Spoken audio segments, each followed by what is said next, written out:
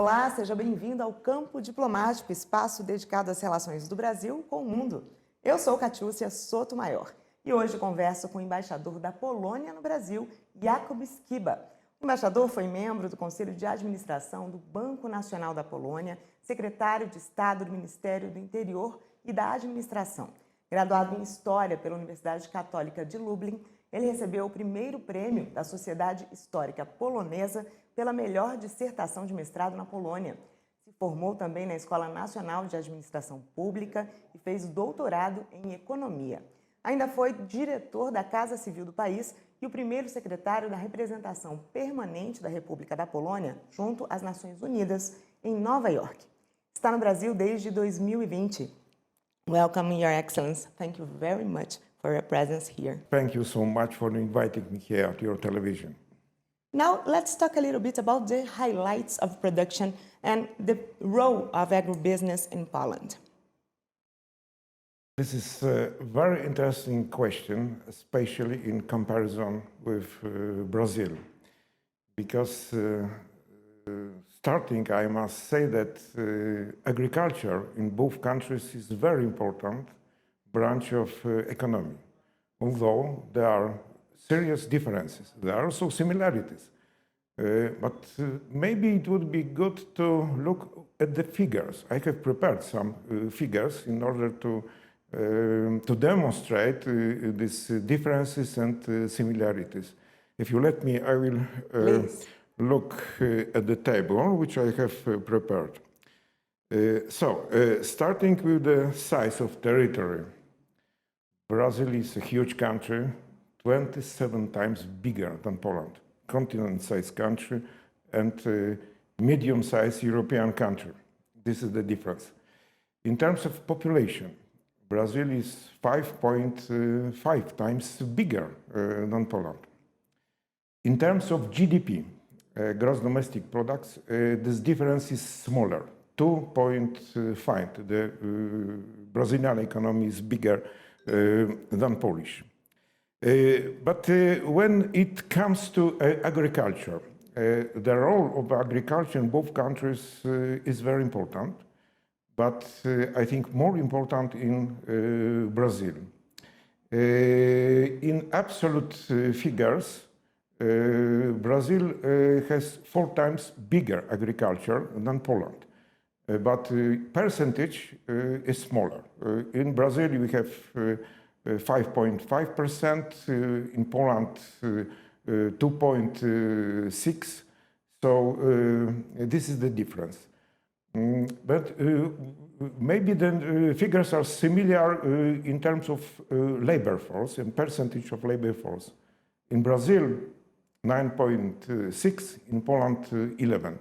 So it seems that agriculture for a very important part of the population in both countries is very important. And finally, foreign trade. Brazil is a great exporter of agricultural products, of food, and Poland also. But of course, the scale is different. Brazilian export is a little bit more than 2 times bigger than Polish. Both countries are powers in agriculture. Brazil in the global scale, Poland certainly in European scale. But we are in different climate zone. It's a moderate climate. Here Brazil is mostly tropical. Therefore the products, the plants are different. We are very much specialized in apples production, in potato production, in dairy products, also sugar beets too. Yes, sugar beets certainly, but also cereals, rye, wheat.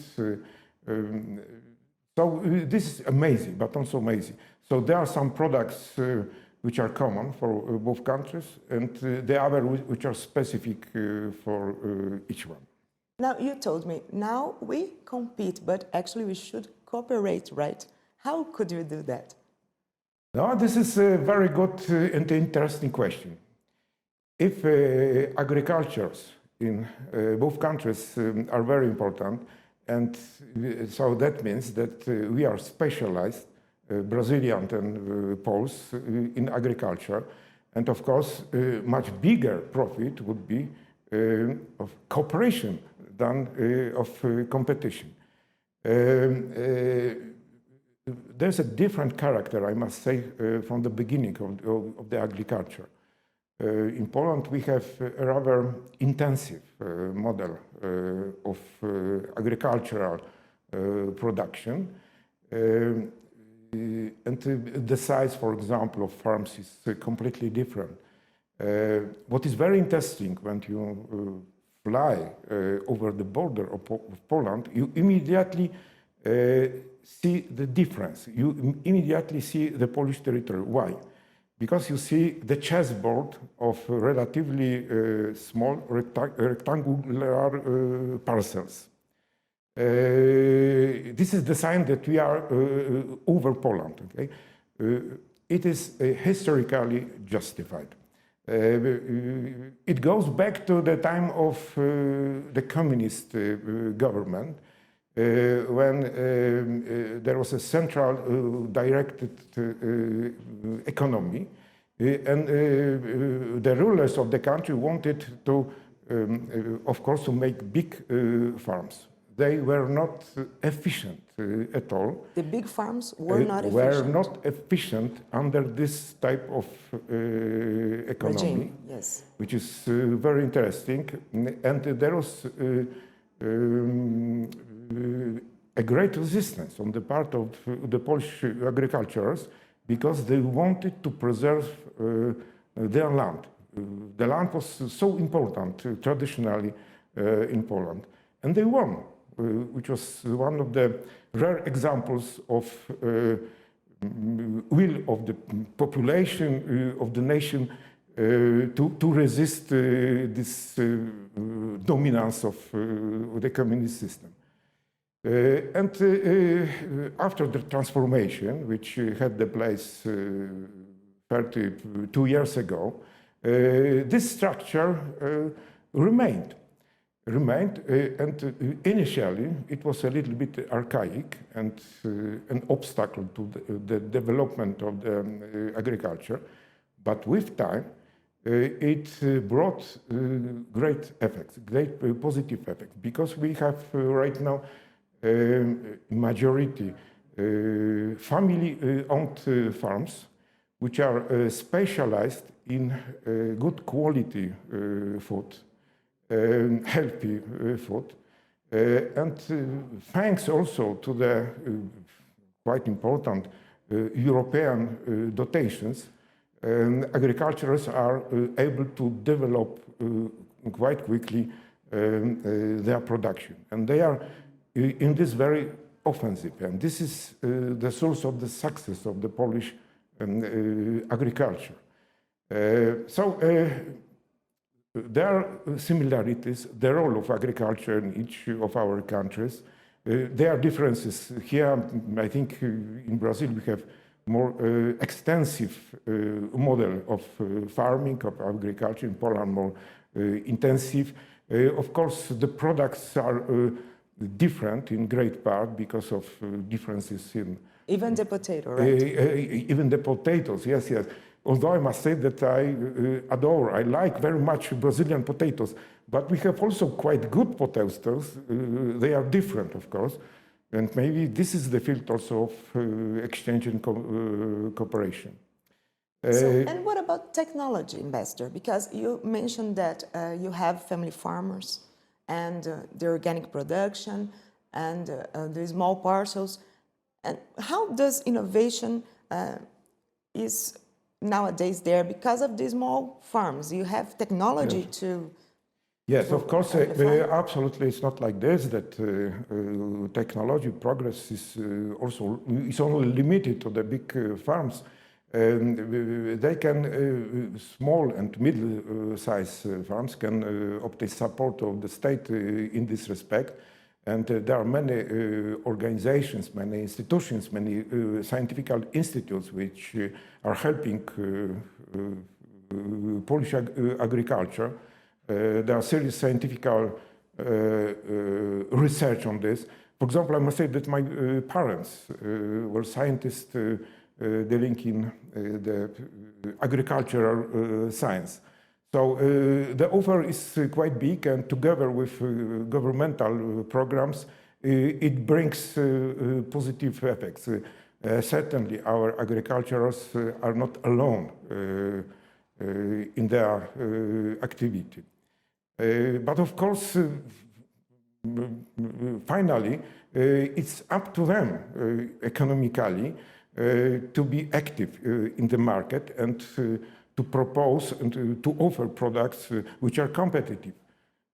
So this is, I think, the junction of support from the part of the state or the government, but at the same time, the initiative and the economic dynamism of agriculturals alone. But you mentioned there are programs that are for these farmers.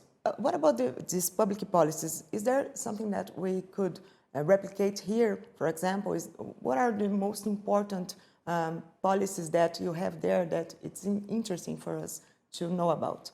I don't know whether me as ambassador can advise the country where I'm posted.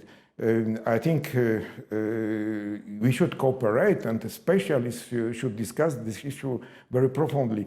We have some interesting programs, for example, strategy of promoting food, which is very elaborated, and it has been functioning since 2016, and also program good quality food with 509 winners, if I remember well, of this program. So this is very popular.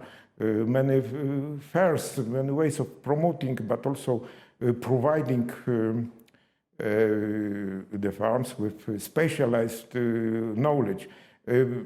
With great readiness, we can compare our experiences with our Brazilian friends, Brazilian partners. And what are the opportunities that we have together? Are there areas that we could work together more and improve this, the commercial relations, our relationship?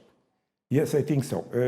Certainly, in my opinion, this cooperation should be a sophisticated one, because it's very difficult to foresee the conquest of the partners' market. It's not possible taking into account the force of the agriculture in each of our countries. The Polish market is extremely difficult for foreign exporters. The same with the Brazilian market. But we can have great success if we cooperate, starting from science, from technology, but also I think we should have government agreements enabling us to cooperate, going down or up to the farmers, to the producers. They should know each other. They should maybe organize chambers, also associations. There are a lot of forms.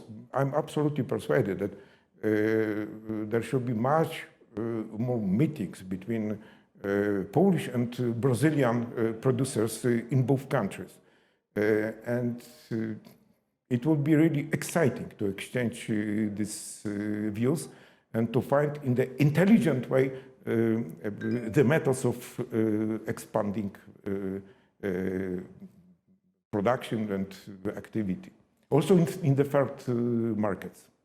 So you mentioned the differences, right? And so what can we say are the main challenges that we have today?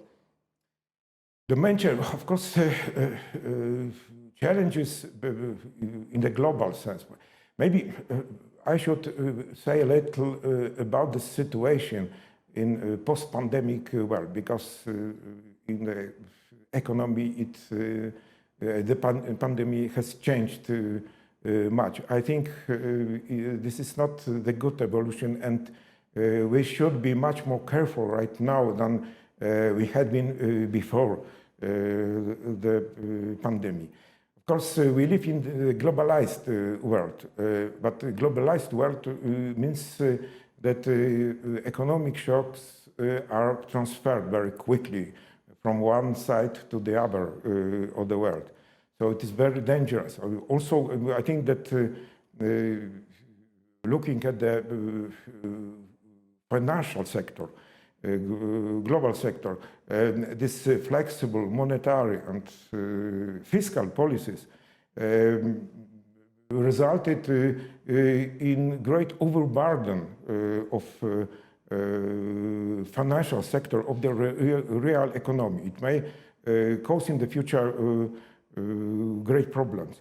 And there is a question whether it is better to have a protectionist response to this situation, or rather to open economies. This is the great question. And there are some economists who say that perhaps the world is in trap, that there is no way out from this. I don't believe them. I think that we have... The solution would be in the dialogue, right? See, absolutely. I'm in favor of the dialogue. We should talk. We should find the ways of outcome. Not compete, but to find the ways how to cooperate, even if this cooperation must be more sophisticated. But really, I think that agricultural sectors deserve this very serious approach. Now, challenges in Brazil, I would not try even to define, because it's of course up to Brazilians themselves. With respect to Poland, certainly we must also focus our attention on concentrating the structure of ownership. Still, the differentiation is too big, and also the part of fixed assets in our production is too big. Fixed assets do not bring the profits quickly. So in microeconomic terms, a lot of should be done. But fortunately, it is been done, and it is being done. So I'm optimistic about it. Here, as ambassador of Poland to Brazil, of course, I must insist, I must try to persuade our Brazilian partners that Poland is a very interesting partner, not easy, but very interesting partner with big experiences and big knowledge. And it's even better for both sides. When serious people, serious businessmen, serious specialists talk about the future. And what about sustainability? We're talking about the future, and now everybody's facing the climate change. How is the country working with that? And because you already mentioned, we are so different. We have this biodiversity that is different, the climate that is different, and the way we make agriculture. And how is the country facing this challenge? It's a very important question.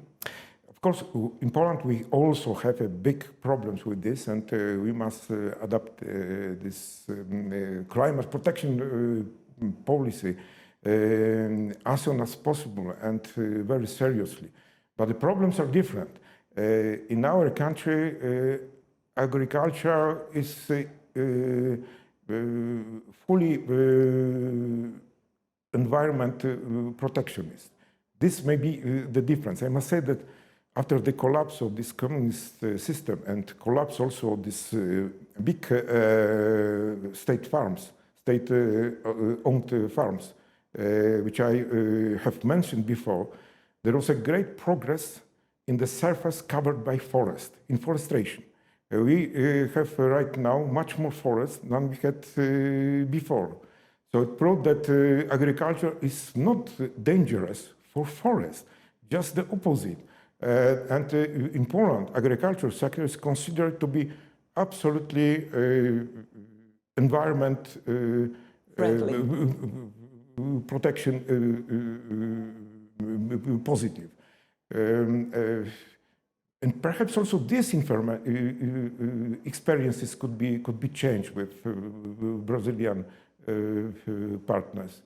In my opinion, this is a very important problem. Climate protection is a great challenge for the humanity as a whole. Now, you said that we have a lot of differences, but Brazil today hosts the second largest population of people of Polish ascendance, right? That's amazing. Yes, yes. Do you have a lot of Brazilians there too? And this is also the issue which relates us to agriculture. This is a very interesting and big history. At the end of the 19th century, when economic conditions in Poland were very difficult, Poland didn't exist at that time as an independent country. So there was a great emigration from the Polish land to Brazil.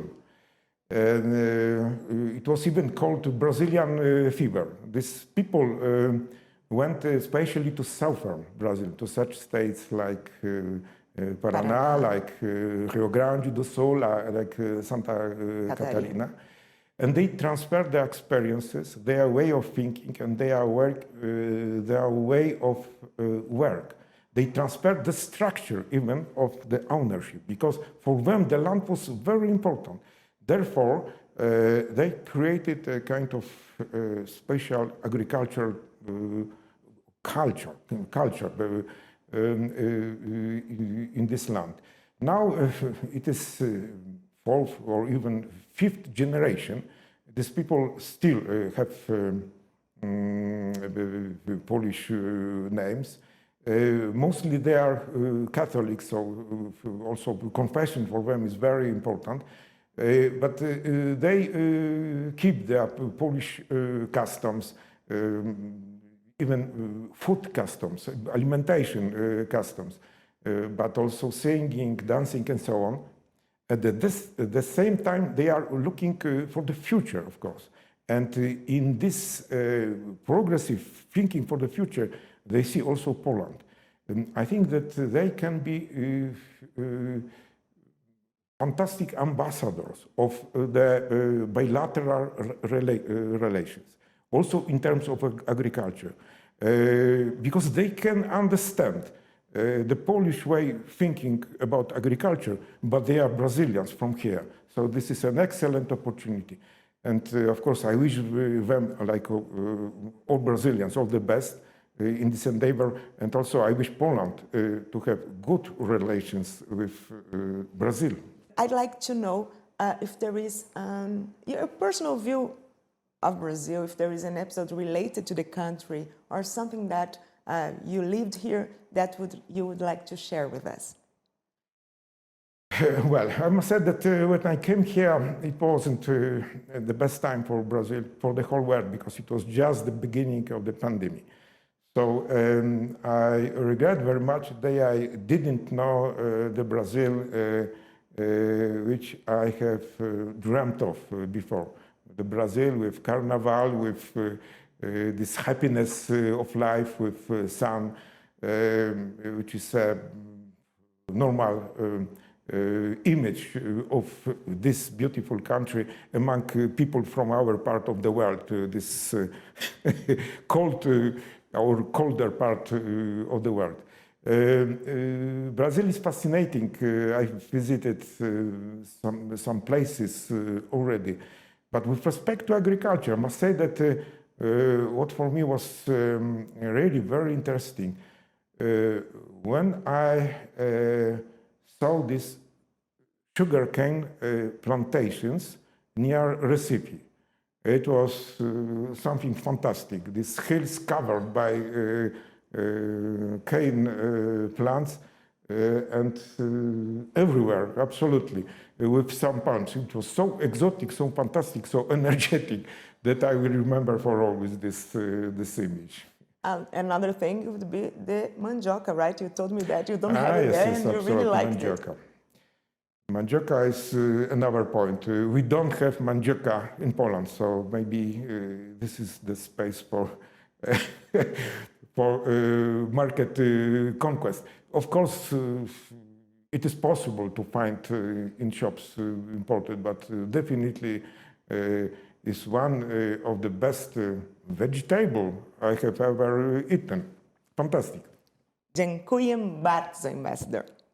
Dziękuję, obrigado, muito obrigado. Thank you very much. E no campo diplomático de hoje, nós falamos sobre as relações comerciais do Brasil com a Polônia e a necessidade de ampliar a cooperação no agronegócio. Você pode rever este programa e também outras entrevistas no nosso canal no YouTube. Aproveite para seguir a gente nas redes sociais, @AgroMaisTV. Continue com a programação do AgroMais, seu canal voltado para o agronegócio 24 horas. Obrigada pela companhia. A gente se vê.